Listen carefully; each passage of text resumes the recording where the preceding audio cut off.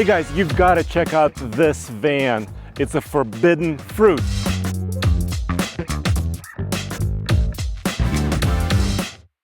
I am here in South Korea.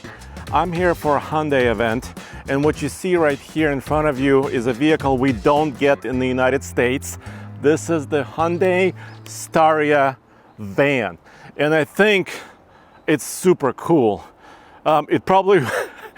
It's not coming to the US, and this is the question I want to ask you, because minivans and vans are not very popular in the US, and I want to ask you, would you buy something like this if it was actually available? So let me know in the comments below. But what this is a humongous, I'll show you in a second how big it is, humongous van. It's got 2 sliding doors. It's a hybrid. It gets really good fuel efficiency. MPG is of near 30 MPG, depending on, of course, the testing cycle and how you drive it. This is one of the most premium versions of it. This is, well, some of these are called premium or lounge versions. It's used primarily here in, well, actually it has many uses in South Korea here. First of all, a commercial van with no seats. It can be an ambulance, it can be a utility vehicle. These luxury versions are also used kind of like as a chauffeur service. Luxury shuttles to the airport, to the hotel, from the hotel to your next destination. And I just want to show you how humongous and how awesome it is.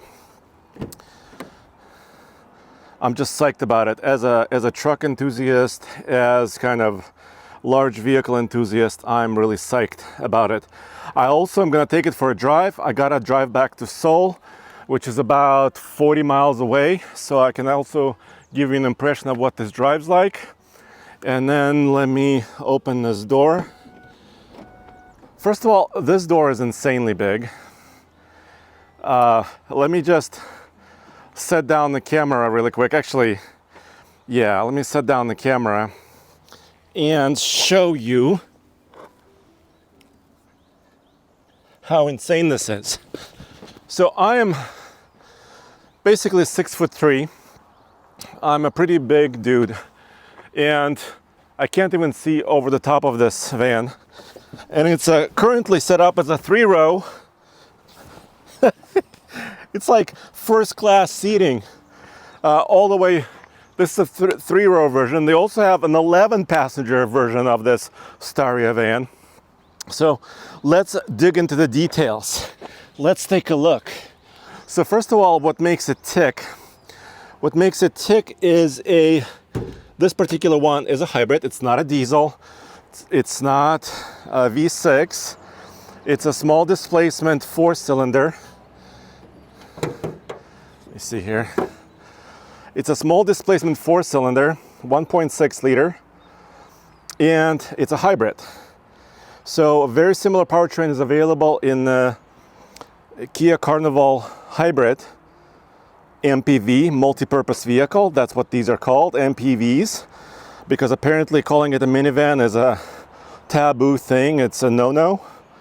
But I would also call it a commercial van that actually turns itself into a luxury limo. I mean, that's what it actually is. All right, so that engine is around 220 horsepower, but I don't think you need any more. It's got the turbocharged engine, it's got an electric motor. Let me power this up. So it wakes up. Those are your gauges right there. I have it in eco mode. It says EV only, so the engine is currently not running.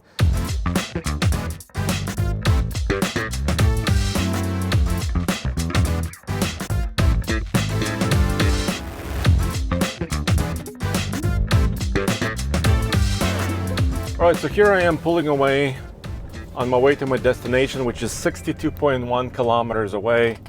And I am driving mostly in green or eco mode, but I could also select sport so I can show you kind of the performance of this machine. Of course, acceleration is not its primary objective. its primary objective is to be super useful as far as people, utility, and just overall capability. Apparently these can tow up to about 5,500 pounds also, which is about 2.5 tons. Okay, I'm gonna go to sport mode. Here's one of my gripes. The drive mode button, the parking sensor, they're all haptic, and also the climate control and also volume buttons are all haptic. Just kind of the buttons that on this piano black center console, which I don't love, especially driving in a new country like this, South Korea. I'm not super used to this place. This is my second time here. So searching for buttons to turn down my volume or control my climate or my drive modes is not ideal. All right, so this is sport mode. Okay, this doesn't have a lot of sport. Like I said, it's probably not meant for this. That was kind of one of my maximum accelerations in sport mode, especially assuming you have 7 large people in here, which you can have. I mean, adults, not large, but just fully grown people. Now, this is my transmission control section. I have a wireless charger in here. I have a cup holder, yes, of course. I have humongous cup holders here, humongous storage down here. Flat floor. These can have a bench seat basically in the front where you can sit 3, 3, and 3, so 9 people. This is 2, 2, and 3. This is a 7-person. There's also an 11-person version apparently that I haven't seen. But here's some of the controls on this side. You got traction control. You have 12-volt battery reset, which is quite interesting. Parking brake, electric. You can adjust the level of your headlamps depending on how heavy you are. And lots of little shelves and a humongous elbow rest. And also the window is so low. Actually, when I roll down the window all the way down, it doesn't go all the way into the door. It's because this door cut is so incredibly low. It's so easy to see out of. It's really interesting, really fancy from that standpoint. And I think because it was born as a commercial vehicle, partially, which is why it also has an incredible turning radius. I'll show you that. Hopefully you can kind of get a sense for that.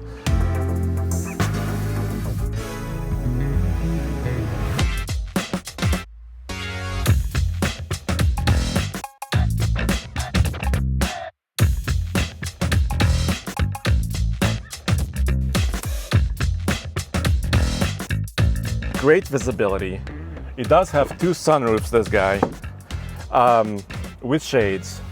So it combines practicality from a commercial standpoint of a commercial vehicle with all the features you might expect in a luxurious vehicle. Look at this, bam!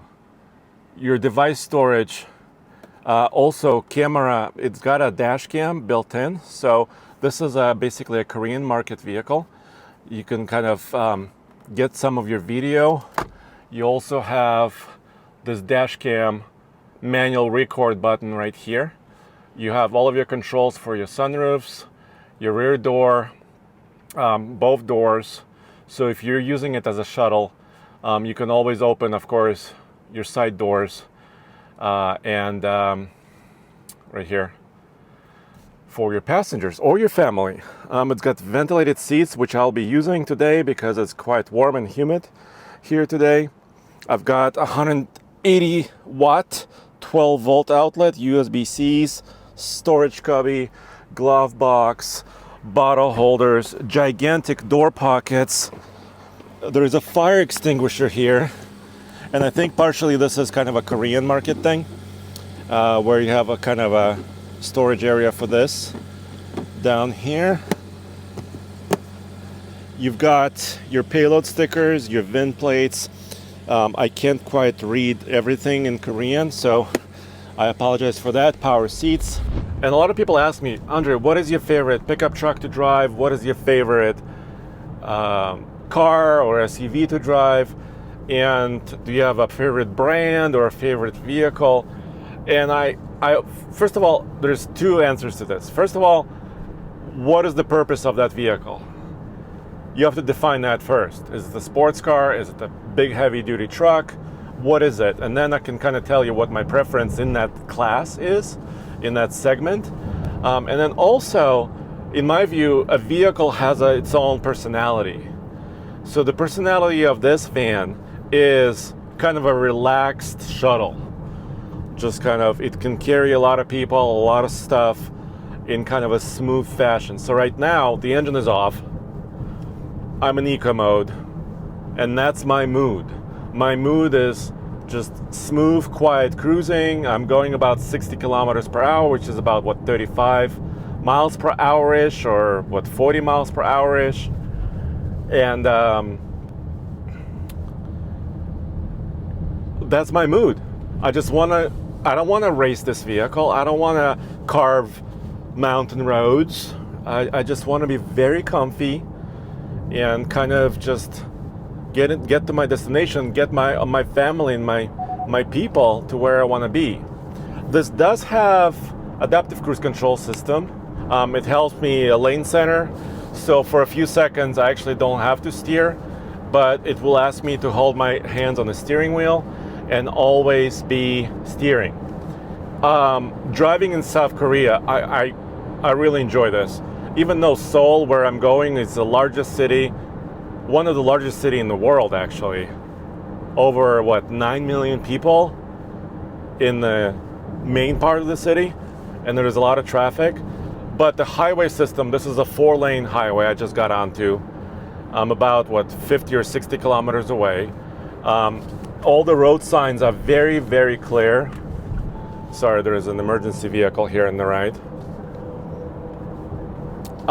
All the road signs are clear. The navigation system watches out for speed cameras for me. It helps me drive. And also, people are you have to be assertive while driving in Seoul. But when you're driving, with a purpose, you have to, be assertive when you're changing lanes. Other people respect you, and you respect them when they do the same. So I'm actually, for a big, humongous city, I'm just outside the city now. I actually enjoy driving here quite a lot. Now these seats are pretty fancy because they also are reclinable, so where they turn into kind of this lounge. So you can push one button. Let me just demonstrate it here. And you could turn it into basically almost like a first class seat, like this. But you could also do it while it's slid backwards. There's a little lever here, and you can move this seat backwards, forwards or backwards. Locks in place. Now, and I didn't believe this at first,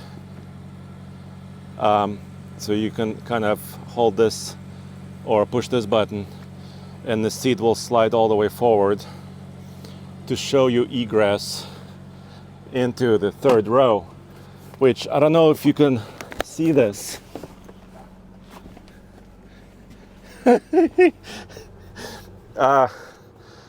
So you can see how incredibly roomy this is. And also, for my long legs, they're not in my chest. I'm sitting like I normally would on a couch. You've got shades, basically on all four of these windows. Shade over there, shade over here, cup holders, chargers. These windows open up a little bit for extra air. This middle window also opens up. It's kind of a slider.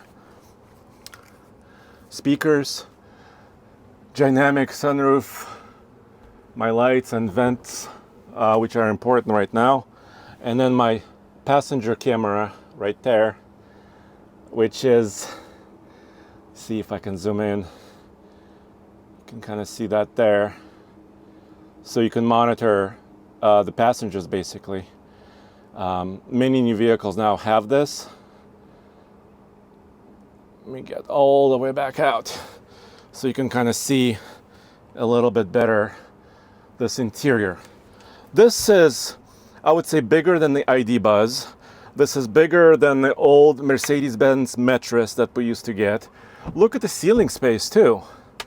I mean, this type of van, you can convert, you can remove some of these seats maybe out. You could turn it into a camping van. They also sell these in different markets, obviously not US or North America, with a tent on top, like a pop top. And basically getting out, let me show you. I'm gonna put this seat back. Let me show you the rear tail lamp. And actually, this pixel lights, which first appeared on the Ioniq 5, are pretty interesting. So let me turn on the lights. And also I'm gonna turn on, which is a huge button here, which is really cool, my hazard lights. So you can see these gigantic, so this section is actually not blinking in real life, it's the camera effect. And then the blinker at the bottom. And this rear door is like a mile long. So if you open it like this, it turns into an awning, I would say, because, I don't know, it's like 6 feet long. Now, I have my bag here, and I wanted to show you this because I wanted to show it with maximum passenger capacity, but you could also, with this handle, move the seats forward. Hold up, I need to use this. I could fold it like this, and I can get extra cargo space, which is also can be very, very huge. And I'm here on an event with Hyundai. They invited me here, they flew me out here. So I'm doing several different things here. But today I also went to the DMZ. So I got a glimpse of what's happening on the ground between North and South Korea. We had a wonderful tour guide, Han, who walked us for 2 to 3 hours. We got an incredible tour. I learned a ton. This is really interesting, very incredible. Very tragic too. I mean, really weird situation. You see a lot of fencing here, barbed wire, a lot of military presence. The tensions are pretty high, but that's beside the point. I mean, this is all about vehicles here, right? So I wanted to show you how this drives. What does it compete against? I mean, in the US, it used to be, I think, the Mercedes Metris was kind of the competitor to this, kind of a mid-size, a little bit bigger than a standard minivan. So this is quite larger than a Sienna, the Odyssey by Honda, and even the Carnival to some extent. This is a class above that. It's also not very long, and it actually fits into standard Korean parking spots. So I parked it. So it seems like it's kind of a full-size SUV size for American standards. So something like a Tahoe maybe as far as length. It's close to that. But it drives quite nice because it is a kind of a long vehicle. It's not very light, so it feels really planted. This one has a Bose stereo system. These are on sale in countries like Austria and some European countries. The price, this is the most luxurious one. So pricing starts for like a 2-seater base model with a 6-speed manual transmission. Yes, those exist here too. At an equivalent of like low $20,000 range. But that's doesn't make any sense. Different country, different pricing, different regulations, everything. Now in Europe, a luxury version, a hybrid like this, with a hybrid powertrain, which is considered premium because it is efficient, with all the luxury features, these start around $60,000 to $65,000, depending on the options. So that's probably the price if it did come to the US. Considering the capability and the size of it and the utility of it, I would say $60,000 to $65,000 with everything could be a price that would be reasonable for the US market. Because like $60,000, that's where a two-wheel drive Tahoe starts. And you could argue for the Tahoe or against the Tahoe versus this in many different ways. But that sounds reasonable. This luxurious version with ventilated seats, heated seats, all the technology, driver assistance tech, park assist, all that stuff. You could argue that would be a reasonable price. So the character of this machine, like I said, is pretty relaxed. And that's how I would drive it. What do you guys think? Would you pay maybe $65,000 for this luxury version of a van that you can maybe remove the seats if you're going on a extended trip, maybe a camping trip, turn it into a bit of a luxurious camper for a weekend or maybe a week or so, and then go back to your family duties during the regular week? I don't know. Everybody tells me this is a no-go. The market wouldn't accept it. You would have to build it in North America or the US. You have to justify it with selling commercial versions of this van and passenger versions of this van and the luxury version of this van, because if you don't, you cannot justify having a factory that builds it or imports it from another country. So it's a tough question, but I love this van. I think it's really cool. I think it's very useful. It's easy to drive. I'm enjoying my countryside drive here in South Korea. I don't feel intimidated at all, even in this larger vehicle. Or maybe because people are used to this vehicle, because there's many of these black Staria vans around the city. Maybe just people understand these vehicles. They see them a lot. So yeah, I think it's really cool. I would buy one if I had a family. Well, I do have a family, but my kids are getting older and they're already driving by themselves. At least my daughter is. So, but I would consider this if I had a younger family or a larger family. This is pretty nice. Let me know what you think in the comments below. And as always, I'll see you next time at oldtfl.com.